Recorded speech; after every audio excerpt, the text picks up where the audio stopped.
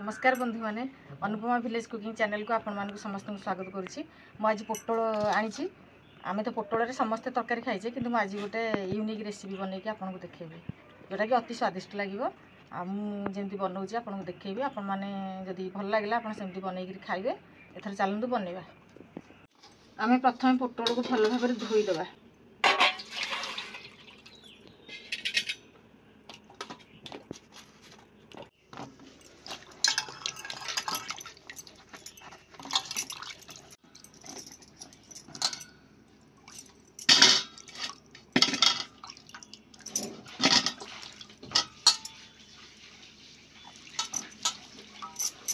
आलू टमाटो भी ये धोईदबा भल भाव।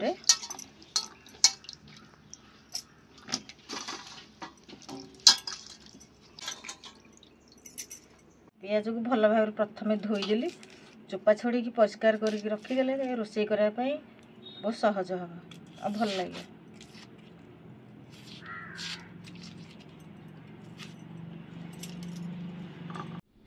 पोटल को आम प्रथम काटिबा आरंभ करवा। पतला लेयर करके चोपा छड़ीदबा। तापर दुई साइड काटिदबा। दुई साइड ता डेम्फ काटिदबा।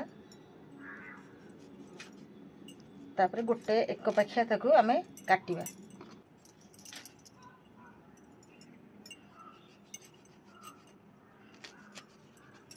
ते भीतर लेयरटा एमती बाहर करदबा चामच रे। चामच रे करी हेबा हाथ रे भी करी हेबा बाहर करी हेबा।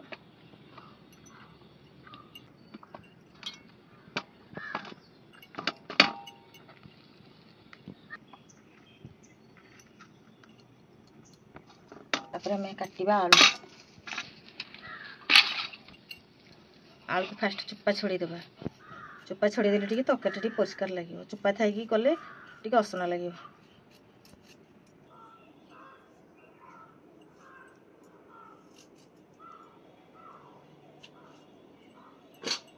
रसुण को धोईकी चोपा छड़ेली कोला कोला की चोपा छड़े रखिले। तापर अदाटा को हम काटिबा। अदा को भल भाव धोईकी चोपा छड़े काटिली। मुई 5टी पियाज नहीं टिके अधिक देले पोटल तरकारीटा टी टेस्ट लगे। मीठा मीठा टिके लगे से पियाज टिके आम अधिक दबा।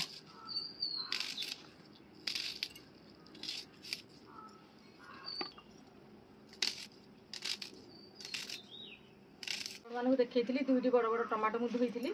बर्तमान से दुईटी जाक टमाटो मुझे काटी दूसरी। टमाटो टिके देले अधिक तरकारीटा टिके भल स्वाद लगे। तेणु दुईटी बड़ बड़ टमाटो आनी।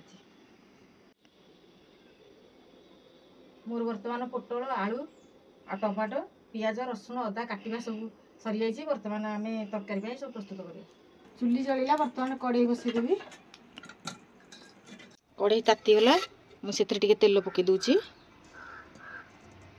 बहुत कम तेल देइछि। जीरा पकेली अदा पकईदबा। किसी पियाज पकईदबा। कटा होता किसी टमाटो पकईदबा। पोटल बाहर करथिबा चोपा मंजी सब पकईदबा। तो आम भल भाव भाजीदेवा। मसला गुंड टिके लंका गुंड सब टिके टिके पकेबा। लुण टिके पकेबी। जितनी मात्रा भाजा कथा मोर हो गला। बर्तमान माक नौची बाटी आने।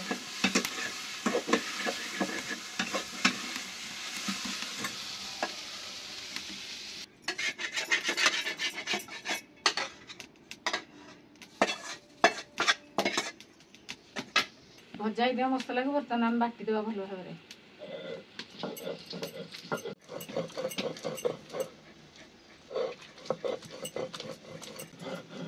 मसलाटा बाटिला बेले बहुत बढ़िया बास्ना आसी।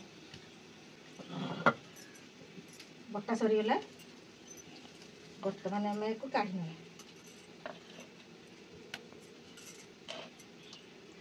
देखो मुझे बेसन आनी अल्प टिके। बर्तमान आपको मसला आम गोलैदेवा टिके पकईकी।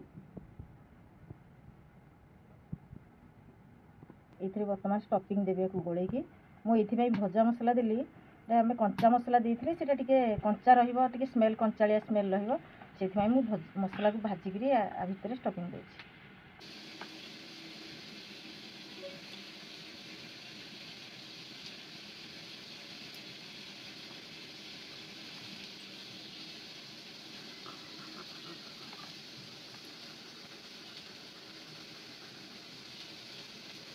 सरीगला ये बड़का मसला को मुझे तरकारी पकईदेवी। मसला स्टफिंग पोटल को आउ थे भाजीदेवी।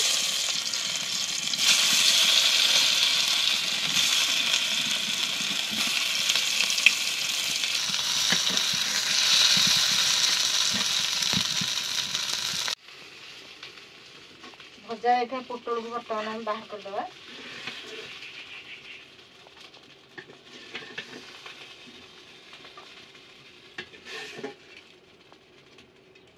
बर्तमान आम से तेल रे कटा ही आलू को पकईदे।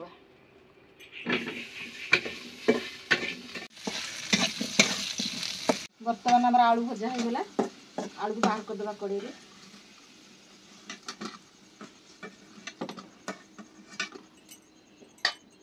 आम से तेल रे पियाज पकईदे।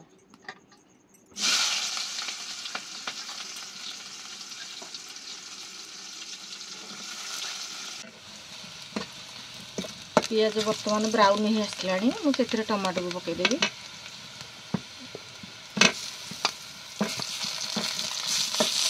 अल्प टमाटो पकईकी मु टमाटो प्रथम भाजिकी मसला सहित पेस्ट करी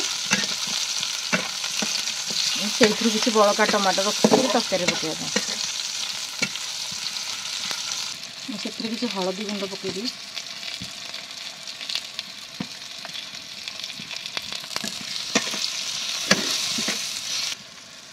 लंका गुंड, जीरा गुंड, धनिया गुंड कि पानी आम छींचीदे।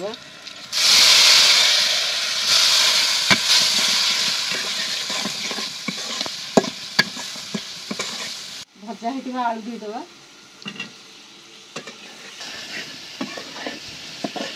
पोटल दे सारा जो मसला पड़ा मुझे बर्तमान आपको ये आड कर दूँ।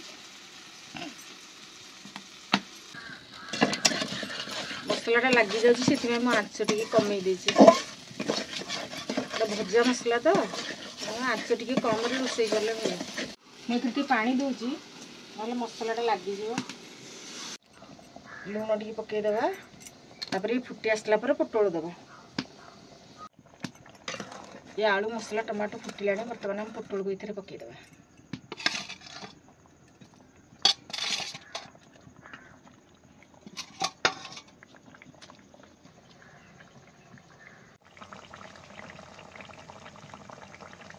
बर्तमान आम पोटल तरकारी होगला। बर्तमान चुली तल को ओह्लैदे।